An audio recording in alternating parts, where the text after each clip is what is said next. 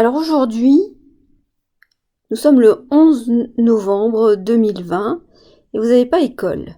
C'est férié. Mais pourquoi c'est férié ? Parce que on fait mémoire de la fin de la Première Guerre mondiale, le 11 novembre 1918. Et la paix, elle a été signée pas loin de chez nous, dans la forêt de Compiègne, à la clairière de l'armistice. Le 11 novembre 1918, l'Allemagne a perdu. Pour annoncer à tous les Français que la guerre est finie, le chef de gare court dans le village le plus proche et sonne à toute volée les cloches de l'église de Rotonde. Pour faire mémoire de ce jour, aujourd'hui, 11 novembre 2020, nous avons sonné la cloche de l'église de Rotonde à 11 heures pendant 11 minutes.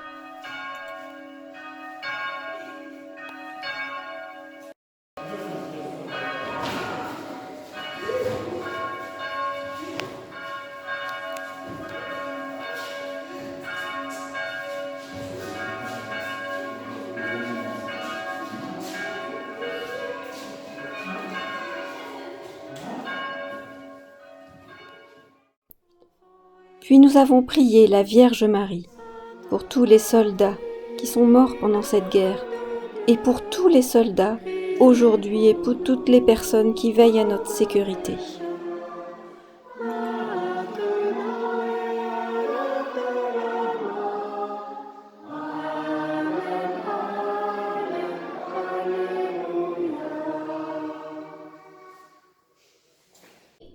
Et savez-vous qui est le saint patron des soldats ? Figurez-vous que c'est Saint Martin et que Saint Martin, on le fête aujourd'hui, le 11 novembre. Il naît en 316 en Italie, à Pavie.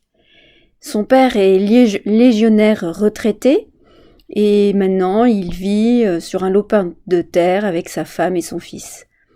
À l'âge de 10 ans, Martin fait une fugue pendant quelques semaines. On le cherche partout, en vain. Et on le retrouve à l'église. Il n'est pas chrétien, ses parents sont païens. Pendant cette fugue, les prêtres lui enseignent les rudiments de l'évangile. À 15 ans, contre son gré, il entre dans l'armée. La loi l'y oblige en tant que fils de légionnaire. Il est docile et obéissant, donc il devient soldat. Il rentre dans la cavalerie et il est envoyé en Gaule, à Reims, puis à Amiens. Vers 338-339, l'hiver est dur. Martin est en inspection à Amiens quand il rencontre un pauvre en guenilles, à demi-mort de froid. Il tire son épée et tranche par le milieu son manteau de cavalerie, un très beau manteau, et il en donne la moitié au pauvre. Il ne peut pas tout donner de son manteau, parce que ça ne lui appartient pas. L'armée le lui aurait réclamé, alors il n'en offre que la moitié. Il n'est pas encore chrétien, mais il se prépare. Son cœur est prêt. Il recevra le baptême en 339, à l'âge de 22 ans. Après Amiens, l'armée l'envoie en Rhénanie. Elle donne alors une gratification aux soldats pour les remercier de s'être bien battus. Martin la refuse, disant qu'il ne veut pas d'argent pour avoir fait couler le sang. Il a horreur de la guerre et ne veut pour toute arme que le signe de la croix. Pour ne pas avoir voulu se battre, on l'arrête, on le jette en prison. Il ne cesse de prier pour la paix. Sans doute est-il exaucé puisque la situation politique se retourne et l'ennemi demande la paix. Martin est libéré et quitte l'armée avec bonheur. Il est libre. Il mène, selon son goût, une vie retirée tout en ayant des contacts avec Hilaire, évêque de Poitiers, qui admire la foi de Martin. Puis soudain, il part en Italie, il veut revoir ses parents. Durant son voyage, tandis qu'il franchit les Alpes, une bande de brigands l'attaque. Il leur oppose une telle tranquillité d'âme que l'un d'eux en est impressionné, au point de changer complètement de vie, et il se convertit, choisissant la morale chrétienne. Quand il retrouve ses parents, il ne souhaite qu'une seule chose, c'est que ses parents se convertissent. Il convertit sa mère, mais son père, toujours païen, refuse le Dieu des chrétiens. L'aspect extérieur de Martin respire la pauvreté. Le père trouve que socialement son fils ne lui fait pas honneur. Il est misérablement vêtu, n'a pas de situation. Pour lui, son fils n'a pas réussi. Martin rentre alors en France et commence une vie d'ermite, à l'ombre du futur Saint-Hilaire. Il a déjà 44 ans et se retire à Ligugé, à 10 km de Poitiers, en pleine campagne. Il devient moine et crée le premier monastère de Gaulle. Beaucoup de gens viennent le voir. Un vieil homme malade lui demande de l'instruire dans la religion chrétienne. Il l'accueille dans son ermitage et un jour, au retour d'une absence, il le trouve mort. Il emporte le corps dans une cabane, essaye de le réchauffer et en fait, il le ressuscite. Martin fuit les villes, il recherche les gens des campagnes pour leur parler de l'écriture.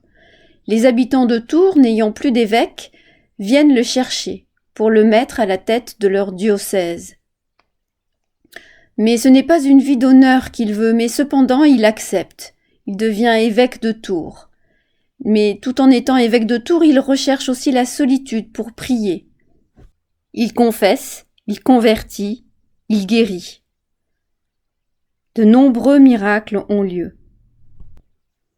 C'est lui qui a converti la Gaule au christianisme.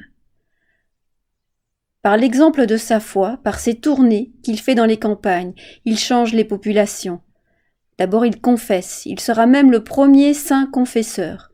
Bien qu'évêque, il conserve un extérieur très simple, des allures modestes et mène une vie frugale. Ses tournées pastorales, il les fait à pied ou monté sur un âne. C'est un missionnaire prédicateur qui ne cesse d'annoncer la bonne nouvelle.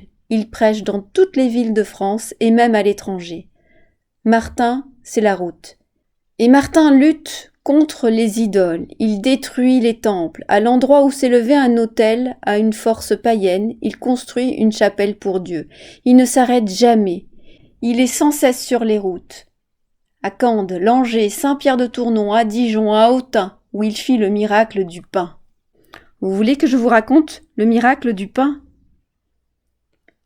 Martin veut faire couper un grand pain que les païens idolâtrent. Il pensait qu'un dieu habitait dans le pain. Martin demande à abattre le pain. Ils finissent par accepter de l'abattre, mais en lui tendant un piège. Ils vont le scier à la condition que Martin se mette dessous. Martin n'hésite pas, il se place sous l'arbre. Les bûcherons commencent à scier et tous les païens le regardent, riant. L'arbre s'incline quand un tourbillon le fait pivoter et le rejette du côté des païens qui n'ont que le temps de s'enfuir. Il meurt à 81 ans, à Cande, vers 397. Sa mort chagrine tout le monde. Les pays où il est passé se disputent sa dépouille. Et il a beaucoup voyagé. Tous veulent le corps de Saint Martin. Les plus malins y arrivent. Ce sont les gens de Tours. Ils se cachent à Cande et attendent que la nuit tombe. Puis, sans faire de bruit, ils vont passer le corps du saint par une fenêtre et l'emmènent dans une boucle de la Vienne, la rivière, où une barque est prévue pour le recueillir. Ils l'enterrent à Tours, qui devient tout de suite un lieu de pèlerinage où se produisent de nombreux miracles. Son tombeau à Tours est magnifique et imposant. C'est un lieu de pèlerinage. Comme Martin est un grand saint, plus de 3600 églises lui sont dédiées et plus de 400 de nos villages et hameaux portent son nom. On le fête le 11 novembre. Et c'est lui qui a converti la Gaule. Saint Martin le miséricordieux, celui qui partage son manteau, celui qui confesse, celui qui guérit, était un grand saint. Dieu lui a confié de nombreuses qualités. On va les appeler des vertus. Ce sont des talents qui ne sont pas restés cachés même s'il était né dans une famille païenne. Martin a développé toutes les vertus que Dieu lui avait confiées dès sa naissance. Les vertus de prudence, de tempérance, de force et de justice. Et après son baptême, il a développé toutes les grâces reçues lors de ce baptême, les vertus de foi, d'espérance et de charité. Pour finir, nous pouvons prier Saint Martin. Bienheureux Martin, nous venons à toi. Soldat de Dieu, apôtre du Christ, témoin de son évangile et pasteur de son Église, nous te prions. Tu étais présent à Dieu dans le grand silence des nuits solitaires. Donne-nous de lui rester fidèles dans la foi et la prière. Catéchumène, tu donnas aux mendiants la moitié de ton manteau. Aide-nous à partager avec nos frères. À travers champs et bois, tu as défié le démon et détruit les idoles. Prends-nous en ta garde et protège-nous du mal. Au soir de ta vie, tu n'as point refusé le poids des jours et des travaux, fait que nous soyons dociles à la volonté du Père. Au ciel de gloire, tu jouis de ton repos dans la maison de Dieu. Mets en nos cœurs le désir de te rejoindre et de connaître près de toi la joie de l'éternité bienheureuse.